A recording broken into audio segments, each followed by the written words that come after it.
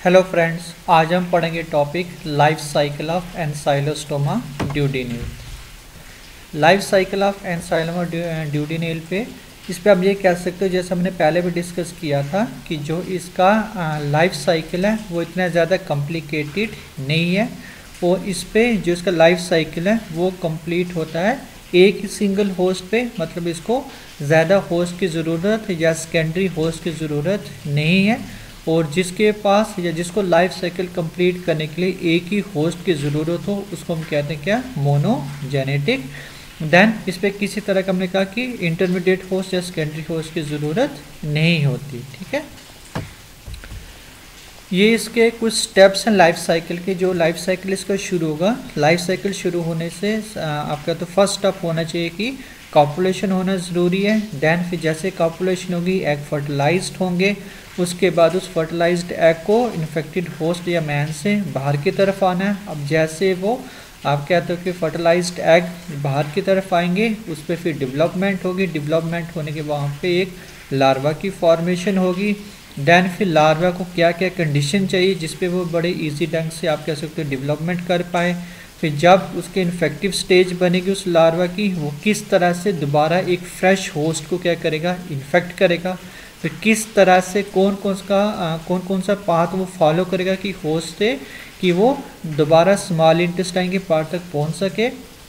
और जैसे small intestine के पार्ट पे पहुंचे, अडल्ट फॉर्म अटेन करें, तो दोबारा से वहाँ से वो एग लेइंग करना शुरू करें। ठीक है, ये जो स्टेप्स हैं ये हम वन बाय वन अब हम जो नेक्स्ट स्लाइड पे डायग्राम दिखाएंगे वहाँ पे हम इसको क्या करेंगे, डिस्कस करेंगे। ठीक है, जैसे फर्स्ट स्टेप हमने क्या बोला, कॉपुलेशन एंड फर्टिलाइजेशन। ठीक है, जैसे मैंने अपनी प्रीवियस वीडियो में भी कहा था कि जब इनको कॉपुलेशन करना होगा तो क्या होगा कि जो मेल का ये एंड पोस्टीरियर एंड है जिसका कॉपुलेटरी बर्सा जो है वो एक सक्शन की तरह इस फीमेल के जो वल्वा वाला पार्ट होगा, जिसकी जो रिप्रोडक्टिव की ओपनिंग होगी वहाँ पे जाके एक सक्शन की तरह वो अटैच हो जाएगा। इट मीन्स कि मेल को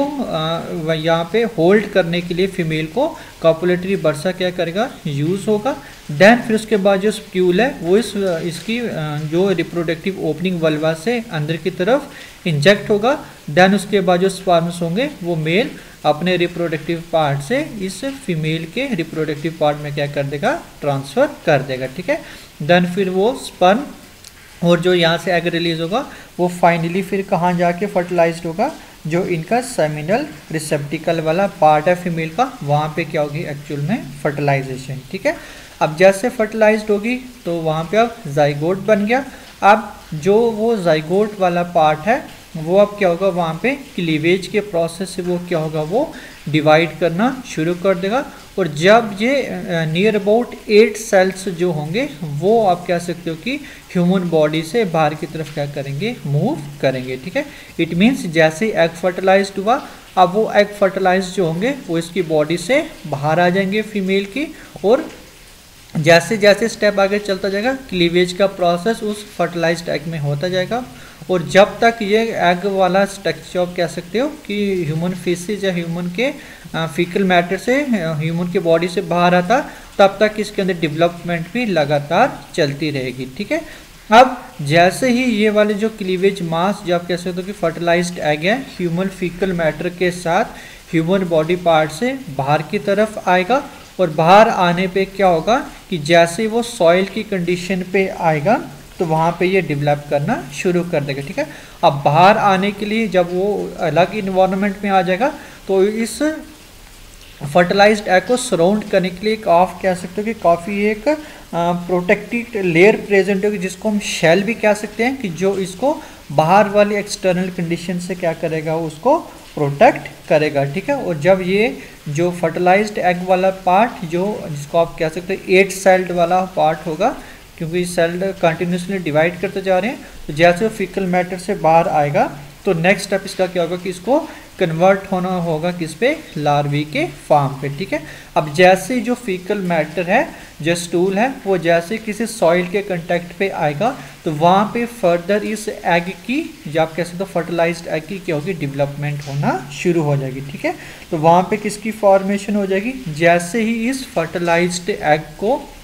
या एम्ब्रियोनेटेड एग को क्या मिलेगा, एक फेवरेबल कंडीशन, और वो फेवरेबल कंडीशन क्या होनी चाहिए, वहाँ पे अच्छा मॉइस्चर होना चाहिए, अच्छी ऑक्सीजन सप्लाई होनी चाहिए, टेम्परेचर उनका वार्म होना चाहिए, तभी ये जो आप कह सकते हो एम्ब्रियो वाला पार्ट है ये किस पे ट्रांसफॉर्म हो जाएगा, इसका फर्स्ट लार्वा फॉर्म पे, जिसको आप कह सकते हो फर्स्ट स्टेज जुवेनाइल या रेप्टिटिव फॉर्म लार्वा। ठीक है, अब ये जो रेप्टिटिव फॉर्म लार्वा है, जब इसको ये फेवरेबल इन्वायरमेंट मिलेगा तो ये नियर अबाउट 24 to 48 आवर के अंदर क्या कर जाएगा, हैच आउट कर देगा। मतलब कि ये इस एग को यहाँ से रैप्चर करके बाहर उससे क्या हो जाएगा, रिलीज हो जाएगा। ये आप देख सकते हो, ये इसका एग का शेल वाला पार्ट है, जैसे इसको फेवरेबल कंडीशन मिली ये इसको रैप्चर करके यहाँ से बाहर की तरफ निकलना शुरू हो जाएगा, और इसको हम क्या नाम देंगे, फर्स्ट स्टेज जुवेनाइल, या इसको हम क्या कहते हैं, क्या, रेप्टिटिव फॉर्म लार्वा। ठीक है, अब ये जो रेप्टिटिव फॉर्म लार्वा है ये अपनी फर्दर ग्रोथ के लिए लगातार क्या करेगा, जो उसके सराउंडिंग पे जो उसका फीकल मैटर होगा उस पे जो बैक्टीरिया होंगे कंटिन्यूसली उसके ऊपर क्या करेगा, फीड करेगा, एज वेल एज जो सॉइल पे भी ऑर्गेनिक मैटर प्रेजेंट होगा उसके ऊपर भी ये क्या करता रहेगा, कंटिन्यूसली क्या करता रहेगा, फीडिंग करता रहेगा, जिससे क्या होगा, जो इसका साइज है वो कंपेरेटिवली क्या होगा, इंक्रीज होना शुरू हो जाएगा। ठीक है, इस स्टेज से इस स्टेज तक आने के लिए ये नियर अबाउट क्या करता है, 2 से 3 बार क्या करेगा, ये वहाँ पे मोल्ड करेगा, और मोल्ड करने पे जब ये इस स्टेज से मतलब रेप्टिटिव फॉर्म लार्वा से 2 बार मोल्ड करने पे ये क्या बनाएगा, फ्लेरिफॉर्म लार्वा, जिसको हम इन्फेक्टिव लार्वा भी कहेंगे, और ये क्या कहलाता है, इसका थर्ड स्टेज जुवेनाइल। ठीक है, इसको हमने क्या बोला, फर्स्ट स्टेज जुवेनाइल, जब ये 2 बार मोल्ड करेगा तो जब फ्लेरिफॉर्म लार्वा बना इसको हम क्या कहेंगे, थर्ड स्टेज जुवेनाइल। ठीक है, और इस जुवेनाइल पे क्या होगा कि इसका जो माउथ वाला पार्ट होगा वो होगा इसका राउंडेड, और पोस्टीरियर वाला पार्ट जो होगा वो इसका ज़्यादातर आप कह सकते हो क्या होगा, पॉइंटेड या टैपरिंग एंड होगा। ठीक है, देन इस जुवेनाइल के अंदर कौन से स्ट्रक्चर की फॉर्मेशन हो जाएगी, माउथ होगा बट ये क्लोज्ड हो जाएगा, इजोफेगस की फॉर्मेशन हो जाएगी, इजोफेगस बल्ब की फॉर्मेशन होगी, और इंटेस्टाइन की इसके अंदर क्या हो जाएगा, डेवलपमेंट हो जाएगी। ठीक है, अब जैसे ही ये इन्फेक्टिव फॉर्म लार्वा जब फ्लेरिफॉर्म या थर्ड से जुवेनाइल बनेगा ये अपनी फीडिंग को क्या कर देगा, स्टॉप कर देगा, और जो ये इसकी क्यूटिकल है वो क्यूटिकल इसको क्या करेगी, प्रोटेक्ट करेगी। ठीक है, अब ये वेट करेगा जब ये किसी एक फ्रेश होस्ट को क्या करे, इन्फेक्ट करे। ठीक है, और ये इस स्टेज पे आप कह सकते हो सेवरल वीक्स तक क्या कर सकता है, आप कह सकते हो सर्वाइव कर, मतलब विदाउट फूड ये सेवरल वीक तक इस स्टेज पे उस सॉइल कंडीशन पे रह सकता है, अगर उसको वहाँ पे फेवरेबल कंडीशंस मिलती रहें। ठीक है, फिर जैसे कोई फ्रेश होस्ट की स्किन, नेक्ड स्किन आप कह सकते हो कि अगर उसके जो पाँव या बेयर फुट होंगे, नंगे पाँव होंगे, या उसका कोई और बॉडी का पार्ट अगर इस लार्वी फार्म के एक्सपोज पे आ जाए तो इसके एंटीरियर वाले एंड पे एक स्पीर, एक नीडल लाइक स्ट्रक्चर प्रेजेंट होता है, और वो उस नीडल से किसी भी बॉडी पार्ट को क्या करेगा, वहाँ से पोर करते हुए हमारी बॉडी के अंदर क्या कर जाएगा, वो पेनिट्रेट कर जाएगा। ठीक है, और मोस्टली ये बेयर फुट, अगर आप कोई ग्रास पे अगर कोई नंगे पाँव चल रहा है, या किसी सॉइल कंडीशन पे नंगे पाँव चल रहा है, या आप कह सकते हो कि वो किसी एग्रीकल्चर कंडीशन पे ऐसे चल रहा है, एग्रीकल्चर फील्ड पे जहाँ पे ये इन्फेक्टिव फॉर्म फ्लेरिफॉर्म लार्वा प्रेजेंट है, तो बड़े इजी ढंग से हमारी बॉडी की स्किन को पंचर करके अपनी उस नीडल लाइक स्ट्रक्चर से बड़े इजी ढंग से हमारे बॉडी के अंदर क्या कर जाएगा, पेनिट्रेट कर जाएगा। ठीक है, अब जैसे ये पेनिट्रेट कर जाएगा तो ये डायरेक्ट एक्सेस ले लेगा हमारे आप कह सकते हो ब्लड उस पे सर्कुलेटरी सिस्टम पे, और यहाँ से ये डायरेक्टली होते हुए कहाँ पे इंटर हो जाएगा, हमारे जैसे वो हमारे सर्कुलेटरी सिस्टम पे है तो आपको पता होना चाहिए कि जितना भी हमारे बॉडी का ब्लड है वो कलेक्ट होना शुरू हो जाता है हमारे हार्ट वाले पार्ट पे। ठीक है, और ये सबसे पहले जो फ्लेरिफॉर्म लार्वा है ये इंटर हो जाएगा हमारे हार्ट के राइट आरिकल वाले पार्ट पे। ठीक है, देन फिर राइट आरिकल से आ जाएगा वो राइट वेंट्रिकल के पार्ट पे, राइट वेंट्रिकल से निकलेंगी क्या, पल्मोनरी आर्टरीज, और पल्मोनरी आर्टरीज कहाँ पे जाएंगी, हमारे लंग्स में, और ये राइट वेंट्रिकल से पल्मोनरी आर्टरी से होते हुए इंटर हो जाएगा कहाँ पे, हमारे लंग्स वाले पार्ट पे। ठीक है, देन फिर लंग्स ये क्या करेगा, जब आगे किसकी डेवलपमेंट होती होगी, या आप कहते हो सेम इसी फॉर्म पे से लंग्स से क्या करेगा, अपवर्ड की तरफ मूव करना शुरू कर, देन फिर इंटर करेगा ब्रोंकी में, देन फिर ट्रैकिया में, ट्रैकिया से भी पहुंचेगा एपिग्लॉटिस वाले पार्ट, जो ऑलमोस्ट हमारे आप कह सकते हो बकल कैविटी के पीछे फेरिंग्स के पोर्शन पे क्या होगा, प्रेजेंट होगा। देन फिर वहाँ से ये रेस्पिरेटरी सिस्टम या रेस्पिरेटरी ट्रैक से निकल के ये इंटर हो जाएगा हमारे इजोफेगस डाइजेस्टिव सिस्टम पे। देन फिर यहाँ से हमारे इजोफेगस या फूड पाइप से इंटर कर जाएगा हमारे स्टोमक। देन स्टोमक से होता हुआ वो इंटर हो जाएगा कहाँ पे, हमारे स्मॉल इंटेस्टाइन के पार्ट पे, ठीक है। जैसे जैसे ये पूरा ही इसकी ये यहाँ से माइग्रेशन होगी तो इसके आप कह सकते हैं लिटिल बिट डेवलपमेंट भी होना शुरू होगी, और जैसे ये पहुँचेगा स्मॉल इंटेस्टाइन के पार्ट जिसको हमने कहा कि ज्यूजिनम वाले पार्ट पे, तो वहाँ पे जाके ये क्या करेगा, फाइनल मोल्ड करेगा और ये अडल्ट फॉर्म पे क्या हो जाएगा, वो चेंज हो जाएगा, ठीक है। और इस चेंज को लाने के लिए आप कह सकते हो नियर अबाउट इसको 5 to 6 वीक का क्या लग सकता है, टाइम लग सकता है, जिसपे ये लार्वल फॉर्म से पूरी तरह से मैच्योर अडल्ट फॉर्म पे क्या हो जाएगा, ये चेंज हो जाएगा, ठीक है। अब जैसे ये अडल्ट फॉर्म पे चेंज हो जाएगा तो दोबारा वहाँ से क्या करेंगे, मेल अडल्ट और फीमेल अडल्ट आपस में कॉपुलेट करेंगे, दोबारा से एग फर्टिलाइज्ड होंगे, और वो एग फर्टिलाइज दोबारा फीकल मैटर से होते हुए क्या होंगे, बाहर आना शुरू हो जाएंगे, और यहाँ से पूरा जो साइकिल है इसको दोबारा से रिपीट होना क्या हो जाएगा, शुरू हो जाएगा, ठीक है।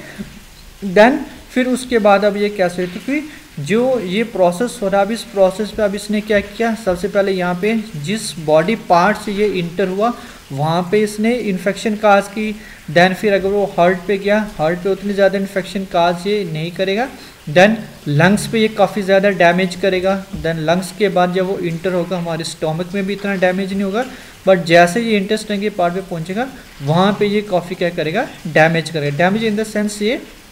कि ये अपने हुक के साथ क्या करेगा, वहाँ पे अटैचमेंट डेवलप करेगा, और इसकी फीडिंग क्या होगी कि जैसे इसने इंटेस्टाइन के पार्ट के साथ अपने फिक्सेशन बनाई तो इसके जो टीथ होंगे वहाँ पे स्मॉल इंटेस्टाइन को पंचर करेंगे, और वहाँ से ब्लड लॉस होना क्या हो जाएगा, शुरू हो जाएगा, और ये उसी ब्लड के ऊपर क्या करेगा, फीड करना शुरू कर देगा, ठीक है। एज वेल एज जो वहाँ पे सेल्स का जो आप कह सकते हो कि फ्लूइड या टिश्यू फ्लूइड भी जो रिलीज होगा, या स्मॉल इंटेस्टाइन के जो छोटे छोटे बिट्स होंगे उनके ऊपर भी ये फीड करना शुरू कर देगा, ठीक है। देन इस तरह से क्या होगा कि ये हमारे स्मॉल इंटेस्टाइन पे भी काफ़ी डैमेज करेगा। देन लंग्स पे जब ये माइग्रेशन करेगा वहाँ पे भी काफ़ी फाइन कैपिलरीज है एलोवेलाई को डैमेज पहुँचाएगा, जिससे हमें ट्यूबरकुलोसिस हो सकती है। इट मीन्स कि ये जहाँ जहाँ से माइग्रेट करेगा वहाँ के ऑर्गन्स को ये क्या करता रहेगा, अफेक्ट करता रहेगा, ठीक है। देन नेक्स्ट इसकी आती है क्या, पैथोजेनिसिटी, जिस पे हमने पहले भी कहा कि ये जिस पार्ट से हमारी बॉडी के अंदर इन्फेक्ट करेगा, जो इन्फेक्टिव लार्वी जो इसकी कौन सी होगी, फ्लेरिफॉर्म लार्वी, जिस पार्ट से वो इंटर कर जाएगी हमारे बॉडी स्किन को रप्चर करके या पंचर करके, तो वहाँ पे जैसे जैसे अंदर की तरफ मूव करेगा तो हमें काफ़ी ज़्यादा इचिंग होगी, जिसको हम ग्राउंड इच कह सकते हैं। देन वहाँ पे हमें स्वेलिंग होना शुरू हो सकती है, उस वोंड पे हमें पस पड़ना शुरू हो सकती है, ठीक है। देन जैसे ही हमने कहा कि ये किसके ऊपर फीड करता है, हमारे ब्लड के ऊपर, अगर कंटिन्यूसली फीड करता रहेगा तो हमें अनीमिया की कंडीशन हो सकती है। और अनीमिया मोस्टली क्यों हो रहा है, क्योंकि ये क्या करता है कि जैसे एक स्मॉल इंटेस्टाइन के पार्ट में उसने कट किया, वहाँ से फीडिंग करेगा, देन फिर वहाँ से थोड़ा शिफ्ट कर जाएगा, और जो जिसने पहले कट लगाया हो वहाँ से लगातार ब्लड क्या होता रहेगा, लॉस होता रहेगा। देन ये किसी दूसरे पार्ट पे शिफ्ट कर जाएगा या दूसरी साइड पे शिफ्ट कर जाएगा, और वहाँ से ब्लड सकिंग करना शुरू कर देगा, ठीक है। इट मीन्स कि ये बिल्कुल अनवाउंड वहाँ पे आप कह सकते हो छोड़ देगा, और उससे क्या होगा कि वहाँ पे लगातार ब्लड क्या होगा, वहाँ से वो लॉस होना शुरू हो जाएगा, जिससे क्या होगा, हमारी बॉडी के अंदर एनीमिया होना शुरू हो जाएगा, ठीक है। उसके अलावा जैसे हमने कहा कि जैसे ये लंग्स में पहुँचेगा तो लंग्स में ये क्या करेगा, हमारी जो फाइन कैपिलरीज है एलोवेलाई उनको भी रप्चर करेगा, जिससे वहाँ पे क्या हो सकता है, हमें ट्यूबरकुलोसिस हो सकती है, या लंग्स के अंदर भी काफ़ी डैमेज हो सकता है। देन उसके बाद ये क्या करेगा, जैसे ही और पार्ट्स हो गए, इंटेस्टाइन के पार्ट वहाँ पे भी डैमेज तो कर ही रहा है लंग्स वाले पार्ट पे, और जो स्किन जहाँ से इंटर कर रहा है वहाँ पे ये काफ़ी क्या कर रहा है, वहाँ पे ये डैमेज कर रहा है, ठीक है। और उसके अलावा और भी हो सकता है कि जैसे स्मॉल इंटेस्टाइन पे ये आप कह सकते हो काफ़ी पेन कर सकता है, या इसकी जब ज़्यादा ग्रोथ हो जाए वहाँ पे हमें कॉन्स्टिपेशन की प्रॉब्लम हो सकती है। देन और भी बहुत सारे इसके आप कह सकते हो कि सिम्टम्स हैं जो हमें देखने को मिल सकते हैं वहाँ पे, ठीक है। देन उसके अलावा अगर हम इसके ट्रीटमेंट या थेरेपी की बात करें तो इस पर हम सेवरल ड्रग्स को रिकमेंड करते हैं। जो मोस्ट कॉमनली रिकमेंडेड है वो होती है इसकी टेट्राक्लोरोइथाइलिन हो गया या बेलिफिनियम होगा, ये काफ़ी ज़्यादा इफेक्टिव रहती हैं इसकी इन्फेक्शन में, क्योंकि इसकी जो टॉक्सिसिटी है वो काफ़ी क्या होती है, कम होती है। ठीक है, और अगर हम इसका कंट्रोल करना चाहें तो यही है कि आपको प्रॉपर हाइजीन कंडीशन होनी चाहिए। ठीक है, कोई भी फूड मटेरियल अगर आप ले रहे हैं तो उसको प्रॉपर वॉश किया होना चाहिए। कभी भी आप किसी फील्ड में मूव करें तो आपके जो फुट हैं वो नेक्ड नहीं होने चाहिए, आपके बॉडी पार्ट्स कवर होने चाहिए, प्रॉपर सैनिटरी कंडीशन होनी चाहिए कि जो भी फीकल मैटर का डिस्पोज है वो प्रॉपर ढंग से होना चाहिए, वो किसी भी ग्राउंड या सॉइल के डायरेक्ट कंटेक्ट पे नहीं आना चाहिए। ठीक है, तो ये था आज का टॉपिक आपका life cycle of Ancylostoma duodenal. अगर आपको ये वीडियो पसंद आया प्लीज़ इसको लाइक करें, शेयर करें और चैनल को सब्सक्राइब करना ना भूलें।